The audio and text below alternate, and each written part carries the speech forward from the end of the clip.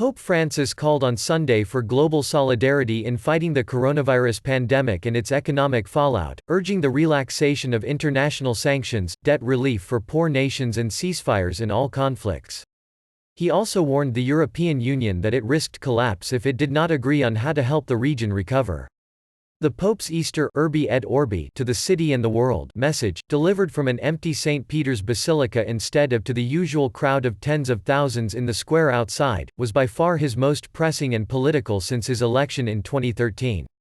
Saying the message of this year's Easter of Solitude should be a contagion of hope, he heaped praise on doctors, nurses and others risking their lives to save others and hailed those working to keep essential services running.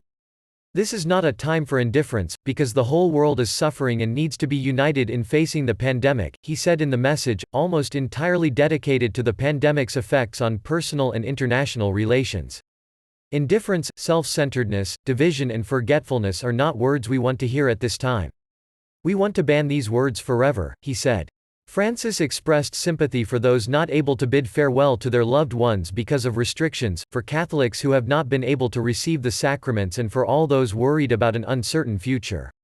In these weeks, the lives of millions of people have suddenly changed, he said. The Pope said now was the time for politicians and governments to avoid self-centeredness and take decisive, concerted action to help each other's populations live through the crisis and eventually resume normal life. May international sanctions be relaxed, since these make it difficult for countries on which they have been imposed to provide adequate support to their citizens, Francis said. He also called for debt reductions or forgiveness for the poorest nations, without naming any countries. Francis expressed particular concern for the future of Europe, saying it was vital that rivalries that existed before World War II do not regain force as a result of the pandemic. European Union nations are divided over how to help the continent's economy recover, with Italy and other Eurozone members seeking the issuance of euro bonds backed by all, but Germany, the Netherlands and other countries opposed to this. The European Union is presently facing an epical challenge, on which will depend not only its future but that of the whole world, Francis said. That echoed a position by Italian Prime Minister Giuseppe Conte, whose country has suffered one of the highest death tolls from COVID-19. This is not a time for division, Francis said.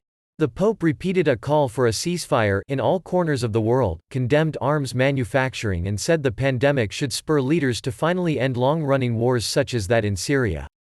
He also appealed for help for migrants and others suffering from existing humanitarian conflicts.